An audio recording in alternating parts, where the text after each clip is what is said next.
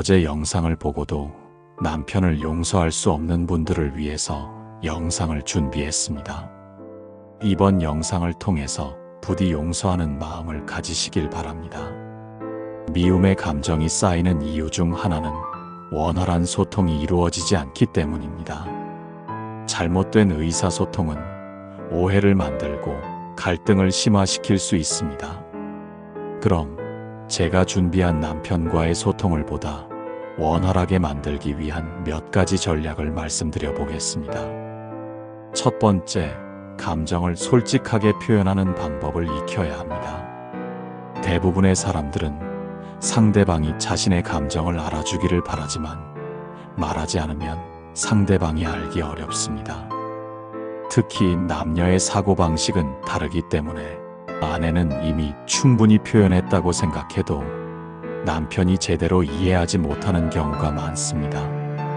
이럴 때 가장 효과적인 방법은 감정을 숨기지 않고 솔직하게 표현하는 것입니다.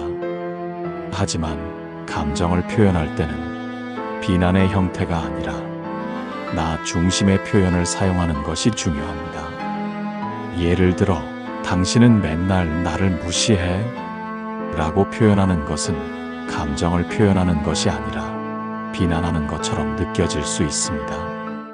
그래서 나는 당신이 내 말을 들으려 하지 않는 것 같아서 속상해 라고 표현하는 것이 상대방이 방어적으로 반응하지 않고 대화를 이어갈 가능성이 높아집니다.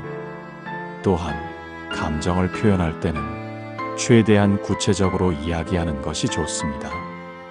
막연히 당신 때문에 화가 나 라고 말하는 것보다 오늘 아침에 내가 이야기하는데 핸드폰만 보고 있어서 서운했어 라고 말하면 상대방도 자신의 행동을 이해하기 쉽습니다.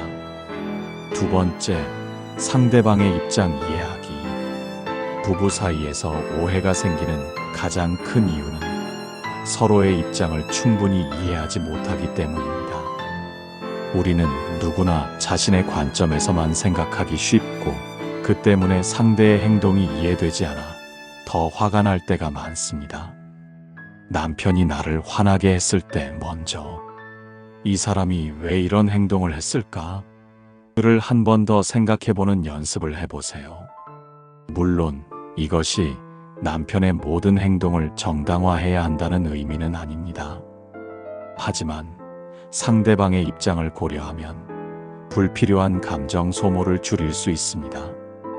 특히 남편이 집안일을 잘 도와주지 않는다면 단순히 게으르고 무책임하다 라고 생각하기보다 혹시 회사에서 너무 스트레스를 받아서 집에서는 아무것도 하고 싶지 않은 걸까?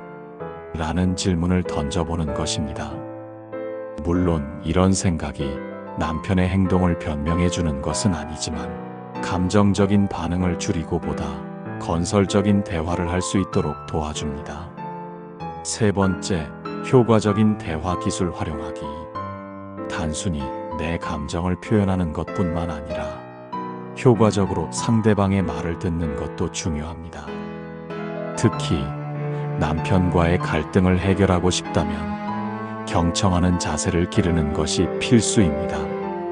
적극적으로 경청하는 모습을 표현하기 위해서는 단순히 듣기만 하는 것이 아니라 고개를 끄덕이거나 상대의 말을 듣고 나서 그러니까 당신 말은 이런 거지? 라고 다시 확인하는 것도 좋은 방법입니다. 이는 오해를 줄이고 상대가 자신의 말이 제대로 전달되었다고 느끼게 만듭니다.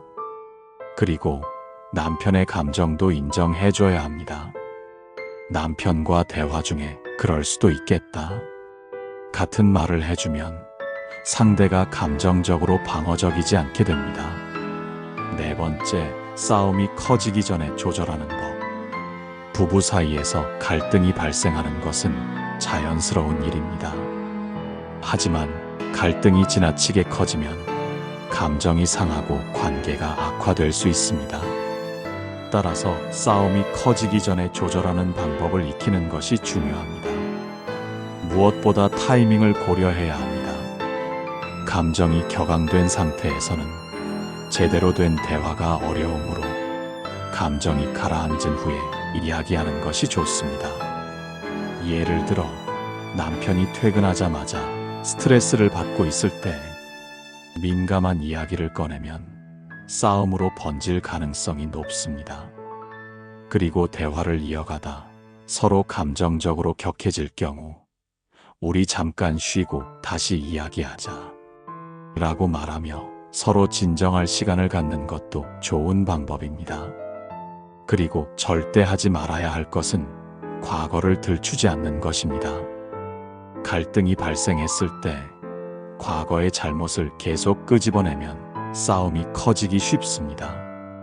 한바탕 크게 해볼 것이 아니라면 지금 문제에 집중하여 대화를 나누는 것이 더 효과적입니다.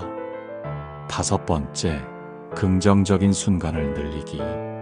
소통의 궁극적인 목표는 갈등을 줄이는 것뿐만 아니라 부부관계를 더욱 행복하게 만드는 것입니다. 그러기 위해서는 긍정적인 순간을 더 많이 만들어가는 것이 중요합니다. 남편이 작은 일이라도 해주었을 때 고마워 라고 말하는 것만으로도 관계가 개선될 수 있습니다. 남편들은 단순해서 작은 칭찬과 감사의 말이 쌓이면 부부 사이의 감정이 긍정적으로 변합니다. 그래서 관계가 좀 나아졌다면 함께 즐거운 시간 보내도록 하십시오. 일상 속에서 함께 웃을 수 있는 시간을 가지는 것이 중요합니다. 예를 들어 함께 좋아하는 영화를 보거나 맛있는 음식을 먹으러 가거나 가볍게 산책하는 것만으로도 관계가 더 가까워질 수 있습니다. 그리고 이후에 스킨십을 시도하십시오. 가볍게 손을 잡거나 포옹을 하는 것만으로도 부부 사이의 유대감이 크게 좋아집니다. 남편과의 소통이 어려울 때는 일방적으로 상대를 탓하기보다는 내가 먼저 건강한 소통 방식을 실천해보는 것이 중요합니다.